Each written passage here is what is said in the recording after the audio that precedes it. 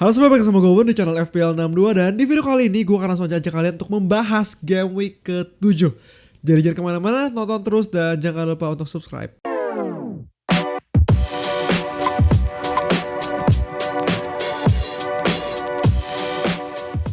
Oke, halo semuanya, apa kabar? Dan ya balik lagi di FPL 62 di game week ke-7 dan gimana game week ke-6-nya? Beberapa kali wildcard kayaknya lagi agak sedih nih guys, kayak gue. Kenapa? Karena di sini poin gue cuma 38 dan pastinya panah merah dari game week ke sebelumnya, game week 6 dari 3,7 juta jadi 4,7 juta. Pastinya bukan wildcard yang bagus dan ya harusnya banyak yang bilang sih wildcard jangka panjang ya guys, dan gue juga percaya sih wildcard itu jangka panjang, tapi ya gue gak expect juga cuma 38 ya poinnya, sedangkan banyak yang 70-an, apalagi yang punya Palmer. Gue mau ngucapin congrats dulu buat kalian semua yang masih punya Palmer dan kaptennya Haaland. Kenapa? Karena di sini gue akan ajak kalian dulu untuk melihat tim gue di game ke-6. Dan ini tim wildcard gue yang final, dimana gue melakukan banyak banget perubahan. Kiper gue ubah jadi Flecken. Kemudian juga back, di sini gue pakai back TAA, Gabriel dan juga Rico Lewis, semuanya blank. Kemudian di midfield sendiri ada Semenyo, Mbeumo yang sama-sama mencetak gol, Saka dan juga Luis Diaz yang gak ngapa-ngapain. Kemudian di depan cuma Havertz yang berhasil cetak 1 gol di menit-menit terakhir dan juga Haaland juga Calvert-Lewin.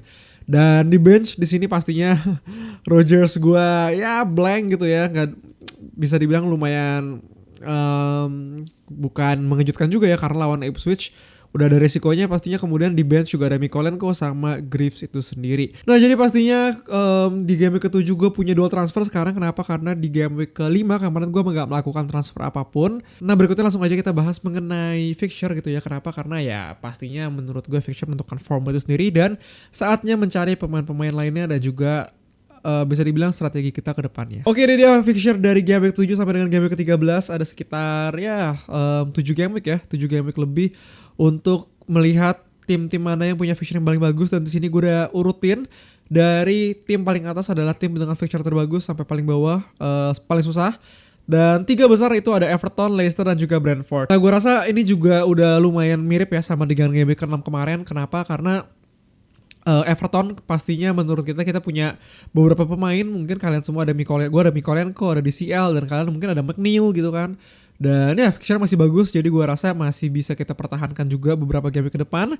Kemudian Leicester, gue sendiri agak sedikit kurang percaya sama Leicester sekarang, unless mungkin itu Vardy atau Didi atau Mbah Didi gitu. Jadi menurut gue 3 nama itu yang ada di pikiran gue dalam tim Leicester itu sendiri. Dan berikutnya Brentford, menurut gue paling need adalah Mbeumo.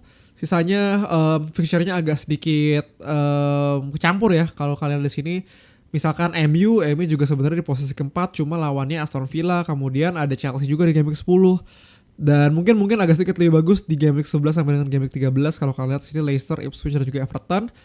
Sisanya Ipswich juga gue kurang percaya, dan di paling bawah ada Bournemouth, Southampton dan juga Brighton. Nah Bournemouth sendiri kalau kalian lihat di sini game week 7 masih bagus, cuma game week 8 sampai dengan game week 10 udah ngaco banget. Mungkin dalam rencana transfer gue juga akan buang Semenyo gue di game week ke-8.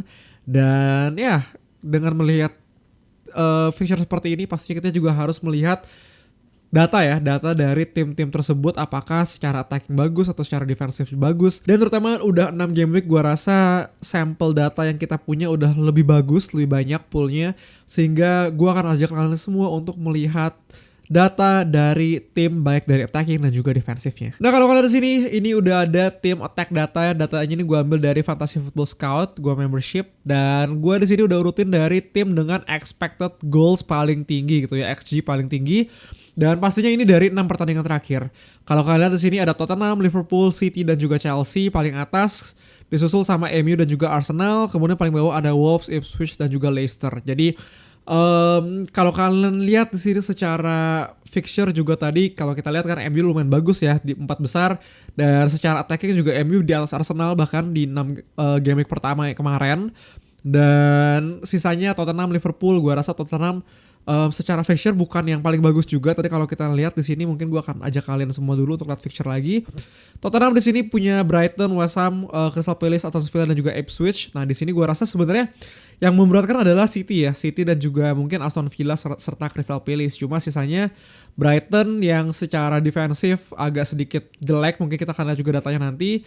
West Ham juga akan bermain di home gitu, Spurs dan juga ada Ipswich, ada Fulham. Menurut gue worth it banget untuk kalian yang punya Solanke secara jangka panjang, dan mungkin kalau diferensial ada Kulusevski, ada Brennan Johnson di sana.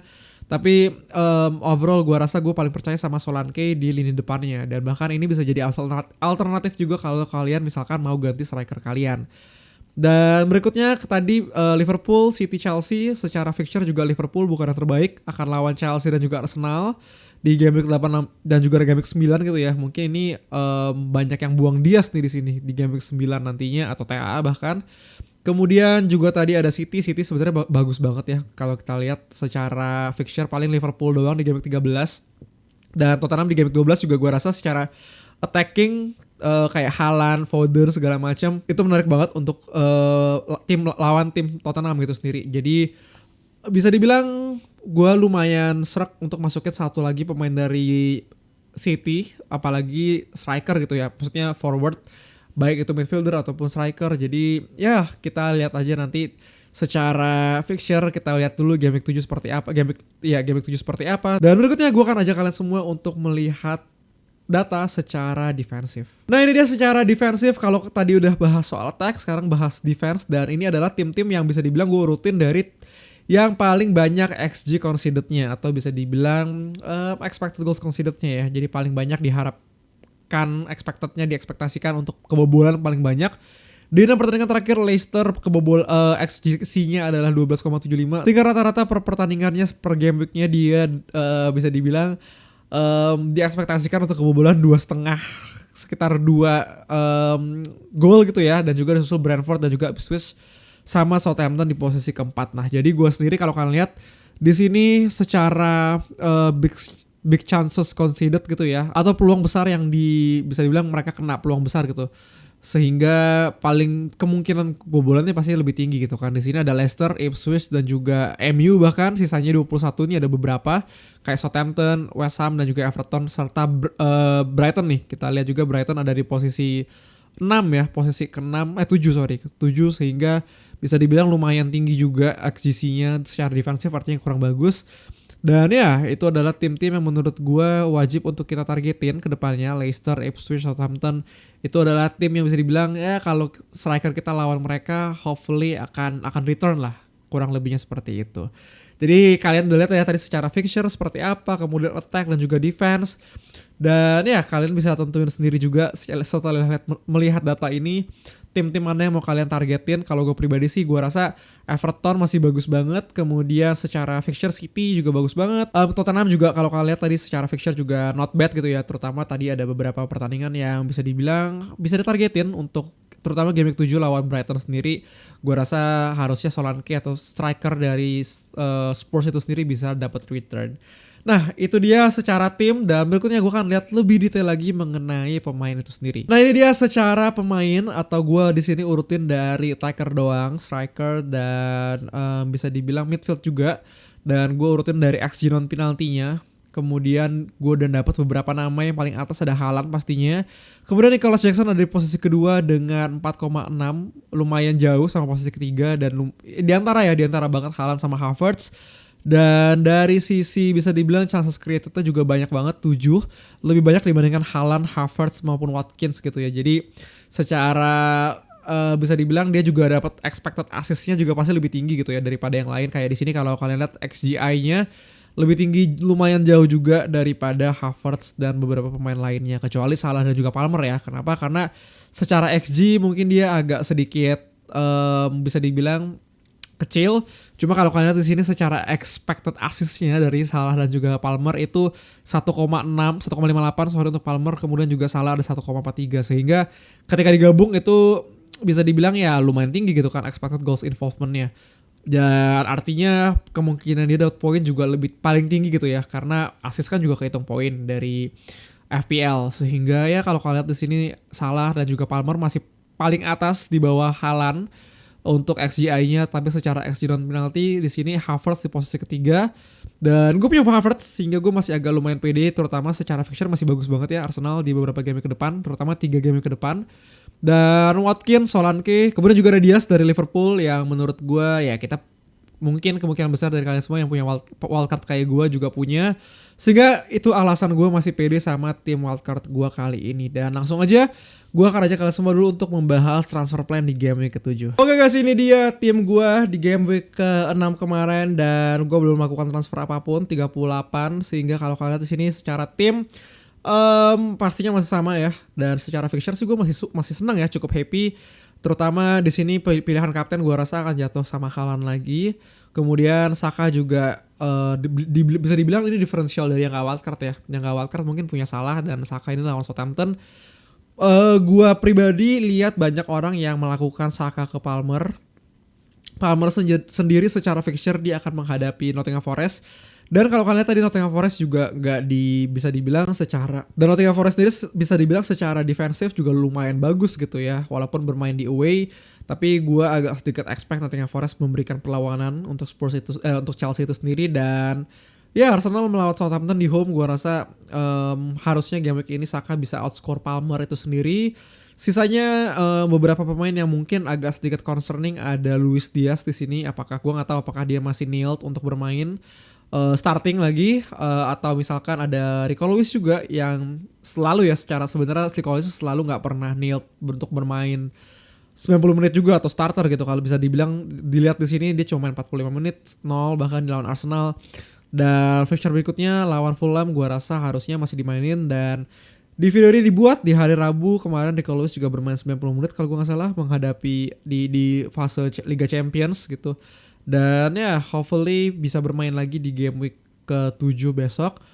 Dan ya pemain-pemain yang bisa dibilang agak sedikit mungkin masuk ke dalam rencana transfer gue adalah pastinya mungkin Semenyo di game week ke-8 lawannya udah susah, mungkin gue akan ganti dia, cuma gue belum tahu siapa. Kemudian Calvert-Lewin juga sebenarnya gue masih lumayan percaya sama dia sampai dengan game week 12.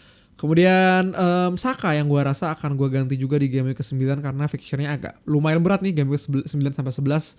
Dan kemungkinan besar gue akan ganti Foden, terutama Foden di game week 9 ini sendiri lawan Southampton gitu kan. Bahkan kalau dia udah nail 7 sama 8 kita wait and see dulu. Ini juga bisa dibilang lumayan jadi captaincy choice nih kalau dia bisa dibilang jadi starting. Dan ya seperti itu kurang lebih rencana transfer gue untuk game week ke-7. Buat kalian semua tetap semangat, terutama pemain-pemain atau manajer yang masih kayak gue di rank yang lumayan rendah, terus aja konsisten. Dan ya gak ada yang salah, gak ada yang bener ya, selama kalian punya bisa dibilang logic, kalian punya reasoning kenapa masukin pemain tersebut. Gak ada yang salah, gak ada yang bener, itu udah bener cara main FPL-nya. Udah bukan bener ya, udah bisa dibilang udah bagus gitu cara main FPL-nya. Gak ngasal, sisanya tinggal ya game sense kalian aja. Kayaknya kita lagi lag nih, lagi kekurangan game sense juga untuk melihat siapa yang bagus, siapa yang enggak gitu. Dan menurut gue juga kuncinya adalah mungkin jangan terlalu banyak ngikutin orang juga ya. Balik lagi sih strategi gue yang gue rasa works juga di beberapa musim awal juga waktu itu secara rank bagus gitu ya, yaitu fokus sama mini league kalian. Kalau kalian punya mini league, fokus sama itu, kalian outscore aja teman-teman di mini league. Kalian nggak punya siapa, teman kalian punya siapa, kalian coba cari diferensialnya, atau kalian mau strateginya mau samain segala macam. Itu menurut gue kalau kalian udah ngejar mini league kalian, secara otomatis rank kalian juga pasti akan naik guys. Jadi kurang lebih seperti itu tips dari gue ya. Secara over rankingnya juga jelek banget di musim kali ini. Dan tetap semangat, kalau kalian punya pertanyaan langsung aja komen di bawah, hopefully gue bisa akan jawab, atau langsung aja ke Twitter gue di @fpl62_ atau di Instagram gue. Thank you semuanya, dadah dan good luck di game week 7.